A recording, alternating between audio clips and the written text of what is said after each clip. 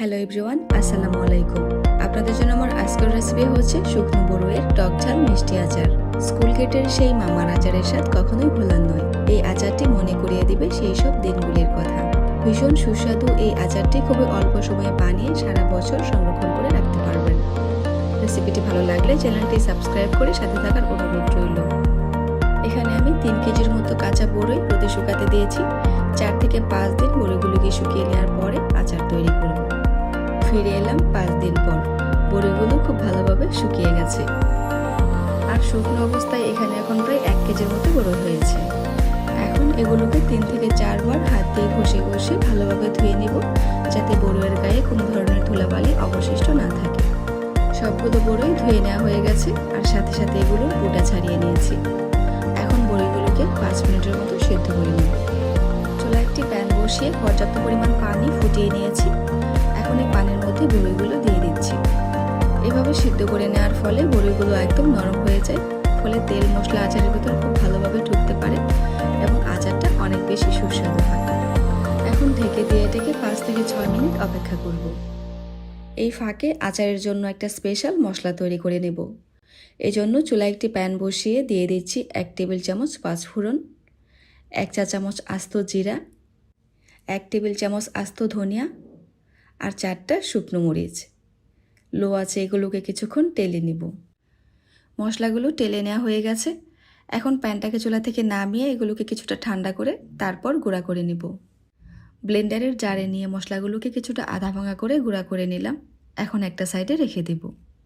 আর এখানে 100 গ্রামের মতো পাকা তেঁতুল 10 মিনিট আগে অল্প পানি দিয়ে ভিজিয়ে রেখেছিলাম। এগুলোর বিচি ফেলে দিয়ে কাঠটা নিয়ে নেব। এদিকে 5-6 মিনিট পর বড়িগুলোকে পানি ছেঁকে নামিয়ে নিচ্ছি। সবগুলো বড়ই খুব ভালোভাবে সিদ্ধ হয়ে গেছে। যদি আপনারা একদম মাখা মাখা আচারটা খেতে চান, তাহলে বড়িগুলোকে এইভাবে একটু চিড়ে চিড়ে নিলে ভালো হবে। আমি আজকে আচারটা আধা ভাঙা রাখবো, তাই আস্ত বড়ি দিয়ে আচারটা বানিয়ে নিব। চলে যাচ্ছি আচার তৈরির মূল প্রসেসে। চুলায় আবারও একটি প্যান বসিয়ে দিলাম, আর দিয়ে দিচ্ছি আধা কাপ সরিষার তেল।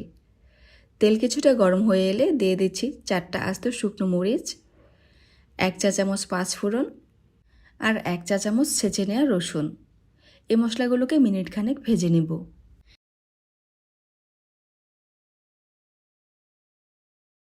এবারে সিদ্ধ করে নেওয়া সবগুলো বড়ই প্যানের মধ্যে দিয়ে হালকাভাবে নেড়ে চেড়ে মিশিয়ে নিব। চুলার আঁচটা একদম লোতে থাকবে।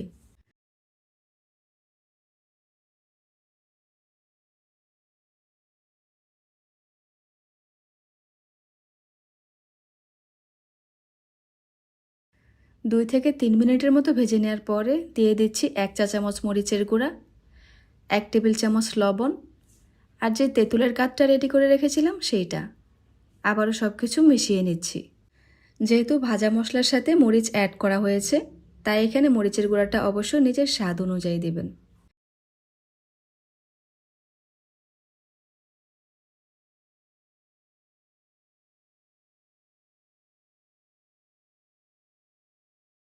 আরও প্রায় 2 থেকে 3 মিনিটের মতো ভেজে নেওয়ার পরে দিয়ে দিচ্ছি 2 কাপ গুড়।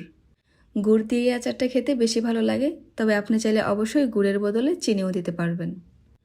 গুড় দেওয়া হয়ে গেলে সাথে সাথে আধা কাপ ভিনেগার দিয়ে দিচ্ছি। এর ফলে গুড়ের পানিটা দ্রুত ছেড়ে দিবে। আচারে কোনো বাড়তি পানি ইউজ করা যাবে না, তাহলে আচার নষ্ট হয়ে যাবে।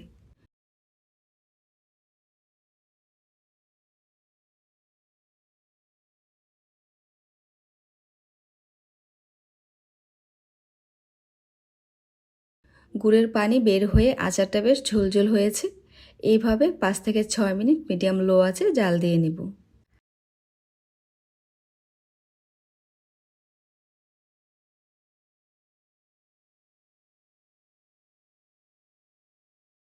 5-6 মিনিট পরে খুন্তির সাহায্যে বড়িগুলোকে একটু আধা ভাঙা করে দিচ্ছি।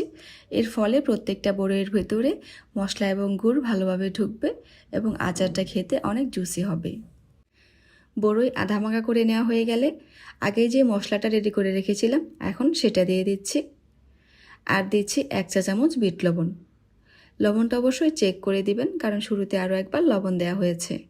আর বিট লবণটা দিলে আচারের স্বাদ বহুগুণ বেড়ে যায়। মশলা দেওয়ার পরে একদম লো আছে অনবরত নাড়াচাড়ার মধ্যে রেখে আরও প্রায় 2 থেকে 3 মিনিটের মতো আচারটাকে জাল দিয়ে নিলাম। আমাদের বড়ুয়ের আচার হয়ে গেছে। এখন প্যানটাকে চুলা থেকে নামিয়ে নিচ্ছি। আমার মনে হয় আচারের জগতে বড়ুয়ের আচার সবচাইতে বেস্ট। আর এই আচারের কালারটাই বলে দিচ্ছে এটা খেতে কতটা সুস্বাদু হবে।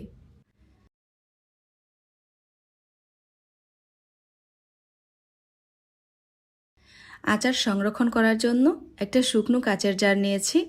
অবশ্যই কাচের জারে আচারটা সংরক্ষণ করতে হবে, কারণ প্লাস্টিকের জারে আচার রাখলে এটা বেশি দিন ভালো থাকবে না। সামান্য সরিষার তেল বয়মে ঢেলে সেটাকে এভাবে চারপাশে গড়িয়ে নিচ্ছি। এই পদ্ধতিটাও আচার দীর্ঘদিন ভালো রাখতে সাহায্য করবে। এখন আচার বয়ামে ভরে নিচ্ছি। আর অবশ্যই আচারটা ভালোভাবে ঠান্ডা হওয়ার পরে তারপর বয়ামে ভরতে হবে, তা না হলেও কিন্তু আচারটা নষ্ট হয়ে যাবে। আর সারা বছর আচারটাকে ভালো রাখতে চাইলে নর্মাল ফ্রিজে রেখে দিতে হবে, তা না হলে মাঝে মাঝে রোদে দিতে হবে। এছাড়াও আচার বয়াম থেকে নামানোর সময় কোনোভাবে হাত দিয়ে ধরা যাবে না, চামচ দিয়ে নামাতে হবে এবং অবশ্যই শুকনো চামচ ব্যবহার করতে হবে। আমার এই টিপসগুলো ফলো করে আচার তৈরি করে সংরক্ষণ করলে সারা বছর আচার ভালো থাকবে। যদি রেসিপিটি ভালো লেগে থাকে তাহলে প্লিজ একটি লাইক দিবেন। পরবর্তী রেসিপিগুলো দেখার আমন্ত্রণ রইল। আজকে এখানে বিদায় নিচ্ছি। আল্লাহ হাফেজ।